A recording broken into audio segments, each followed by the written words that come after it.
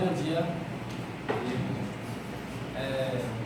A nossa equipe, acho que todos vocês já têm conhecimento, mas eu vou mais uma vez enfatizar.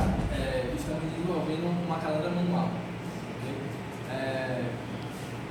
Atualmente, nos encontramos na etapa de construção do projeto. Hoje, o professor estabeleceu para a gente que deveríamos apresentar mais ou menos 50% da construção do protótipo. Estamos mais ou menos nesse percentual. A gente conseguiu calcular em percentual o que foi desenvolvido de forma palpável, mas a gente tem noção mais ou menos na prática e estima o quanto mais ou menos a gente vai terminar. Então hoje a gente vai apresentar o andamento de quando a gente começou lá no começo do mês passado, em março, para atualmente, que a gente se encontra atualmente. Tá bom?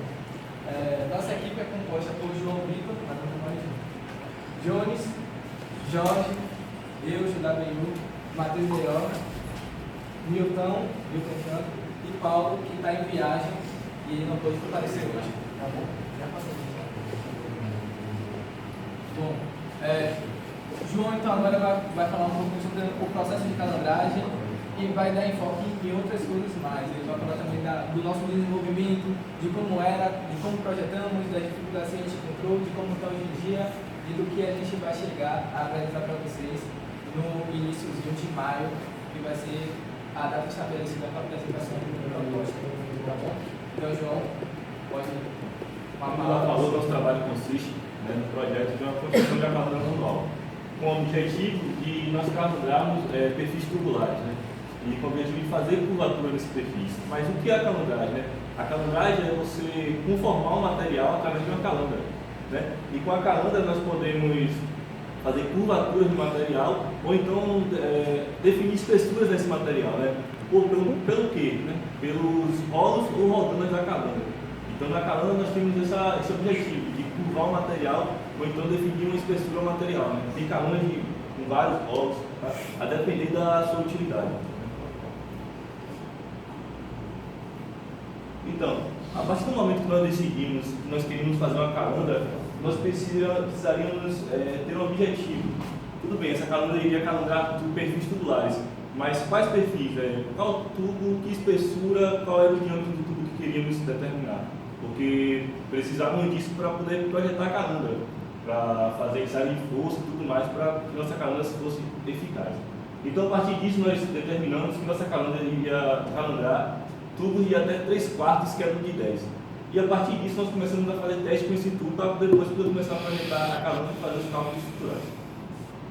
Vou falar um pouco do teste aí. A gente estava querendo definir qual seria o espaçamento que a gente ia curvar o tubo. Se a gente usaria 150 mm ou 200. 5 mm de diferença não é muito. Pode ser. Para você curvar o tubo, a diferença pode ser absurda. O que a gente fez? Primeiro teste, A gente queria saber qual é a força que a gente usaria para curvar esse tubo. Então a gente pegou, a foto não está tão legal, mas dá para entender. Pegou dois pedaços de madeira, botou tudo no meio e começou a pensar ele. E aí a gente começou a medir no manômetro quantas toneladas, ele começou quilos, começaria a curvar, que seria ele saindo da zona elástica, da zona plástica, que é a zona de deformação permanente. Então, quando a gente percebeu com 700 quilos, a gente estava começando a curvar o tubo. Então, a partir daqui, a gente decidiu fazer, e com essas informações, a gente começou a decidir fazer os cálculos, Judá que fez parte dos cálculos, aí só que não entra só isso aqui, entra outros fatores. Nessa falta de objetivo, a Judá começou a pesquisar, já passou 2 semanas sem sair de casa, trancado, só estudante, esse cara é muito dedicado. E aí, fez os cálculos. O cara preocupado, o que está acontecendo? É droga? E aí eu via. É faculdade. No intervalo eu via a pau, você se acaba de se matar, mas. Bora ficar depois vai dar certo. Nada certo. Bom, eu vou dar uma esboçada nos cálculos, mas assim, muitos dos cálculos, a parte manual, ela não é eficiente. Nem é eficiente, nem é eficaz.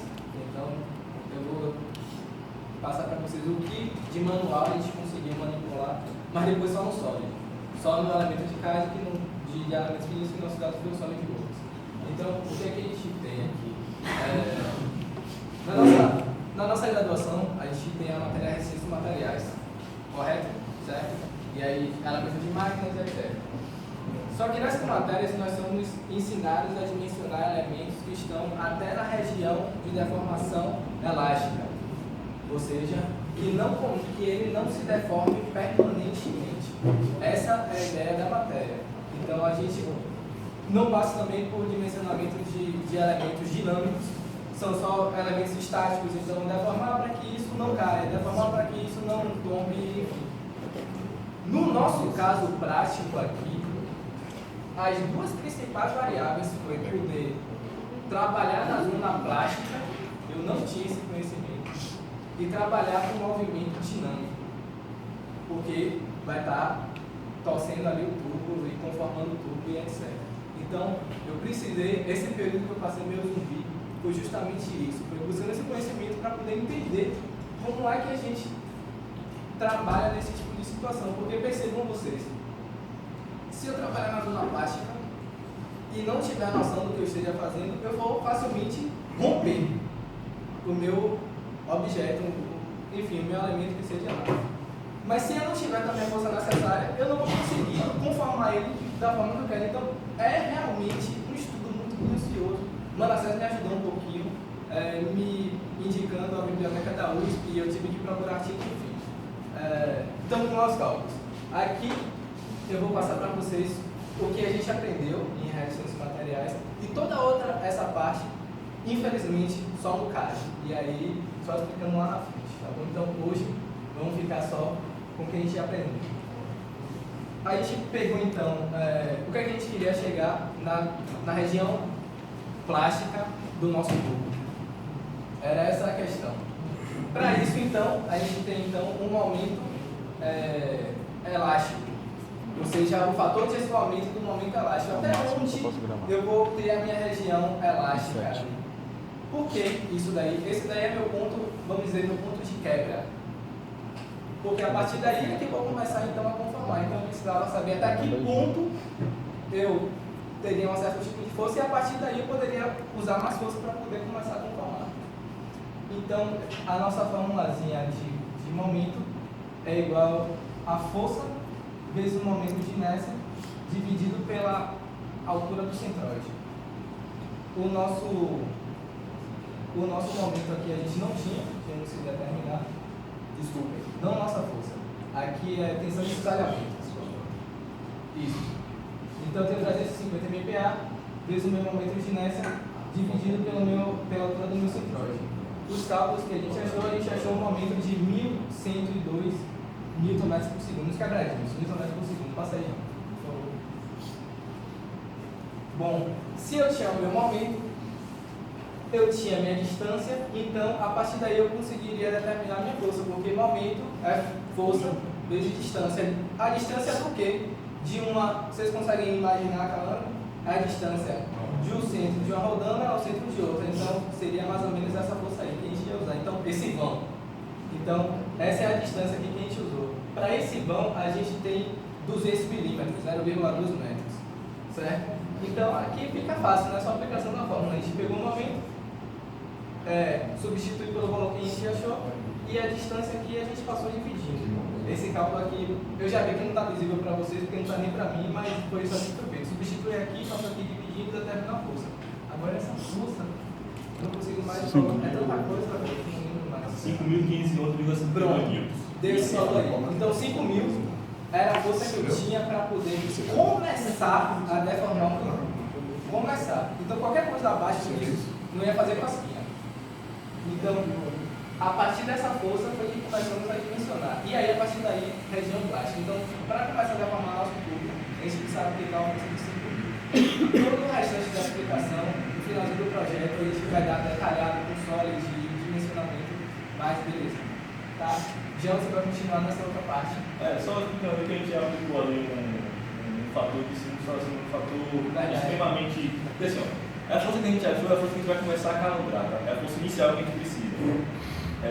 E a gente conversando, a gente viu que a força final da gente, a gente só conseguia achar com a função, porque a gente não sabia qual era.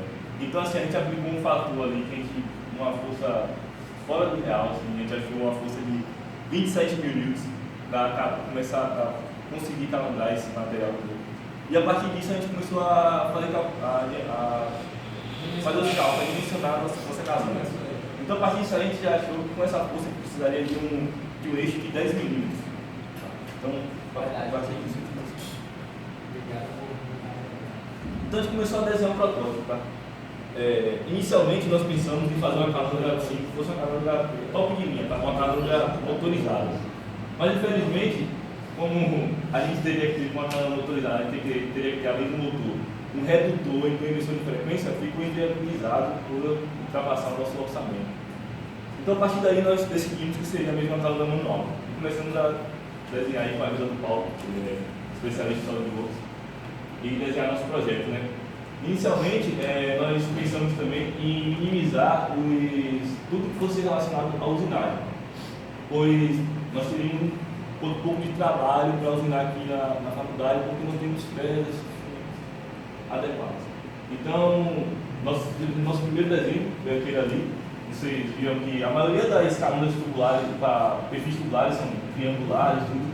A gente ali fez mesmo uma barra retangular, né?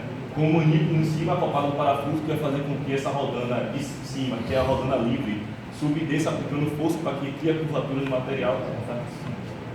Inicialmente ali nós aplicamos mancais nas barras para aqueles dois eixos de baixo ficar, para que tenha possibilidade ao giro, que vai fazer com que transmita a força.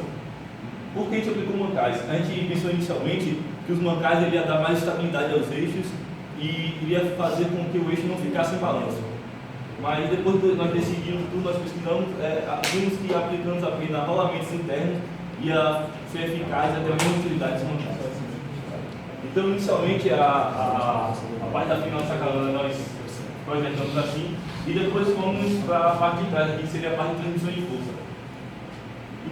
Pensamos primeiro em apenas aplicar 2 coroas a cada eixo, tá? E colocar um manípulo acoplado a uma coroa dessa e fazer uma rotação manual transmitindo força. Mas aí teria um empecilho, que seria o tensionamento da corrente. Se não tivéssemos, aqui não sei se dá para enxergar, mas aqui tem um alpilongozinho com um eixo e engrenagem, né? Para eu poder ter translação desse eixo e fazer com que eu possa movimentar e assim, de uma maneira, conseguir tensionar minha corrente, porque minha corrente tem que trabalhar sempre tensionada, né? Não pode trabalhar folgada. Então nós fizemos isso, nós criamos esse alpilongozinho, colocamos no eixo, fizemos uma engrenagem e o manípulo foi acoplado a esse eixo, tá? Essa engrenagem. Então basicamente foi isso aí que nós fizemos. Aqui nós temos uma base que vai acoplar as duas estruturas aqui da nossa caluna. Aqui nós temos uma chapazinha que vai correr por dentro dessas duas estruturas, fazendo com que o parafuso suba e desça. E aqui nós aplicamos uma base de madeira. Por que nós aplicamos uma base de madeira? Para essa caluna, ela, infelizmente, como a gente vai usar aqui chapa de 1 polegada, tá? Vai ficar muito pesado. Então nós aplicamos essa base de madeira para que isso ficasse mais leve no nosso projeto, né? Nós pudéssemos transportar isso com mais facilidade. Então basicamente é isso aí a nossa caluna. Posso fazer uma pergunta? Pode. Uma caluna ou uma dobradura de tudo, né? Porque os moldes são diferentes, né? Tem caluna também. O objetivo da Caluna de caluna rodas e rodanas. Você pode trocar para rolos e para rodanas. Não, tem caluna de rodas, que seria para curvar chapa, e caluna de rodanas, que seria para curvar tudo. Nesse caso, vestibular. vestibular. É isso mesmo. Nesse caso, caluna para vestibular. Ao contrário, seria a chapa. E o legal disso aí é que vocês não ficam limitados só a esse tubo de 3 quartos. Vocês vão poder trabalhar com qualquer dimensão. Infelizmente só vamos conseguir maior, porque nós projetamos até tudo em 3 Por conta da força. Isso, Mas ali, supondo que pelo menos menor que esse, você não vai conseguir trabalhar. 3 quartos para baixo. Existe. Por que a gente está precisando do tubo de 3 oitavos no nosso projeto? Já está saindo descolado. Você é equivocado. Eu aprendi até que assim, eu só abro hoje a boca para falar o que eu sei e não o que eu acho. Mas eu imagino que o lance da longadeira não seria somente angulação, não, caracteriza a dobradeira, você teria até mais condições de falar do que isso. Justamente o que eu perguntei, porque o que eu tinha conhecimento de dobradeira de tubo é porque você tem os ovos que ela já tem a conformação de diâmetro que você devolve com tudo.